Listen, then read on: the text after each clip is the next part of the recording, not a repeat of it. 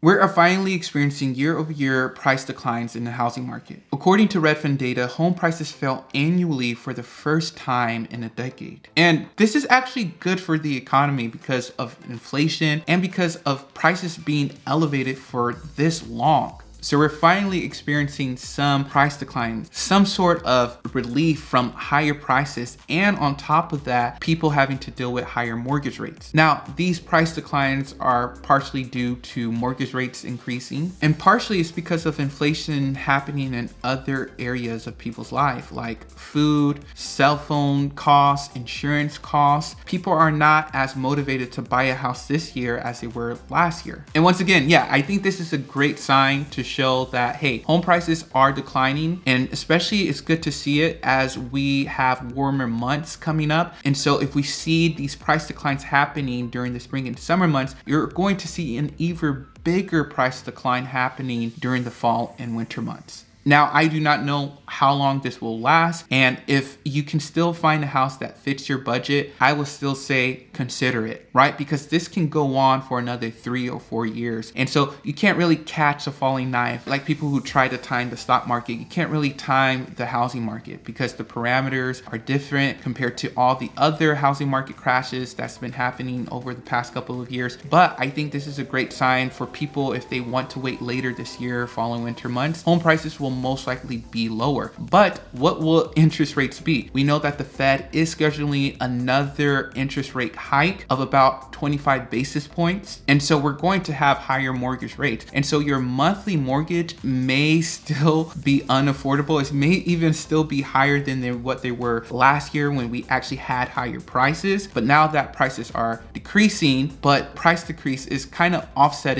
by mortgage rates increasing. So we'll see what happens. But I think in every market, you can find a house that fits your budget. And so if you're looking for houses to buy, or you're a real estate investor looking for investments, you can still buy in any market. Your parameters may look a little different, right? You may have to be a little bit more strict on what you're looking for, but you can still buy a property. Now I'm going to drill into different charts and just show how home prices are acting. Before we go on, please be sure to subscribe to this channel. All right, so this is the chart that's wonderful. It looks so good. Look at this blue line lower than this black line. So this is 2023, right? Like January, like the last week of February of 2023 compared to the last week of February in 2022. And so we actually show a decrease of 3% for the median sale price nationwide. In my last video, I did talk about the West Coast and the East Coast and how right now the East Coast still haven't declined at the same rate as the West Coast. And that's because West Coast homes are more expensive. There were a lot of pandemic boom towns over there, but still, we wanted to see more declines happening on the East Coast. But it's good to see now that nationwide, we're seeing a decrease in home prices. You see right here, we kind of reached it a little bit right here, but not quite. It was around the same price. I think there was like a 0.5% increase still, but it's good to see that it's still declining. And just to get an exact figure, and so we have the actual Redfin report right here, and it shows that the typical US home sold for $350,000 during the 4 weeks ending February 26th. That's down 0.6%. And so this report, I don't know what's the difference between the report and their graph, but even on the report, they're showing a decrease in home prices. And that's the first time we've been seeing that in over a decade, according to this report. We now flatten with home prices. Now we're actually starting to see a decrease in home prices. Now, these were the leading indicators to home prices and everything happening in the market. So number one, interest rates are on the rise. Mortgage rates rose to 6.65%, marking the fourth straight week of increases. The daily average was 7.1%. So the average mortgage rate is over 7%. Mortgage applications during the week of February 24 declined 6%, reaching their lowest level since the early 1990s. Crazy. The seasonal adjusted Redfin Homebuyer Demand Index, a measure of requests for home tours, buying services from Redfin, hits its highest level since September. So it was up 1% from a week earlier, 3% from a month earlier. So people are coming to realtors right now because of the summer months, because of the spring months. months. And that's when people usually buy homes. And maybe they're finding some hope that, okay, home prices are declining a little bit. You know, sellers are becoming more realistic with how much their home is actually worth. And so let's see how long this decline will last, because I think sometimes us as consumer, if there's a little bit of a discount,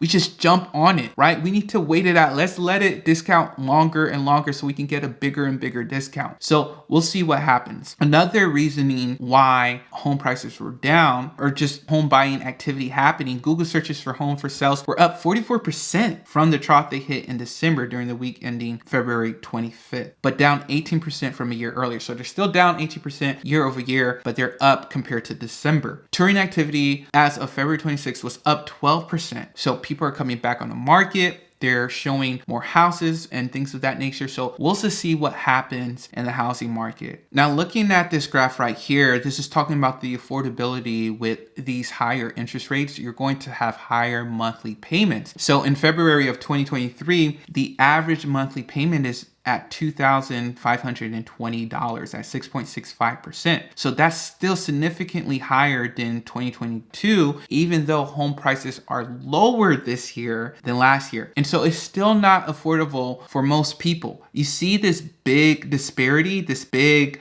difference, that can hurt someone's bill for sure. And so that's a difference. You see, this is probably around $1,900 and that's $2,500. And so that's a $600 increase in monthly mortgage payments.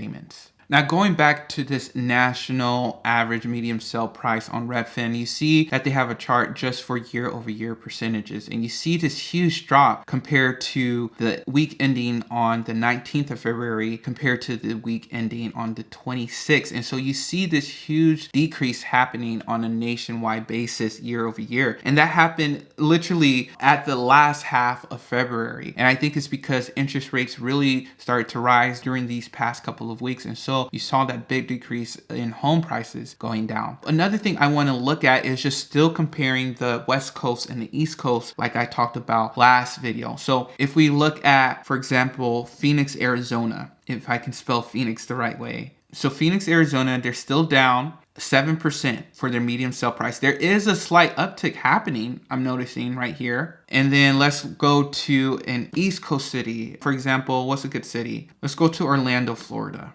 All right, so you're seeing a slight decline happening, so that's good, because year over year for the week ending on the 19th was 8%, and so now for the 26th is 7%. So there's a slight decrease happening year over year, compared 8.41 compared to 6.83. So you see that happening year over year on Florida side. All right, you all, we have finally reached that point where prices are starting to decrease, actually go lower than what they were last year, year over year. And so I actually think this is great news. It's still over 20% higher to own a home today than it was last year because of interest rates. And so hopefully that drives down price even more because less people are motivated to go out and buy a house. They are just priced out. They're not qualified for a mortgage payment at these current mortgage rates. And so that's going to push down prices even more. But once again, I don't think home prices are going to go pre-pandemic levels. I don't think they're going to crash like they did in 08 because the buying criterias are different now, right? People are more credit worthy to buy a home, and there's way more rules around buying a home than what they were last year. So that's one thing. Another thing is that supply is still pretty low.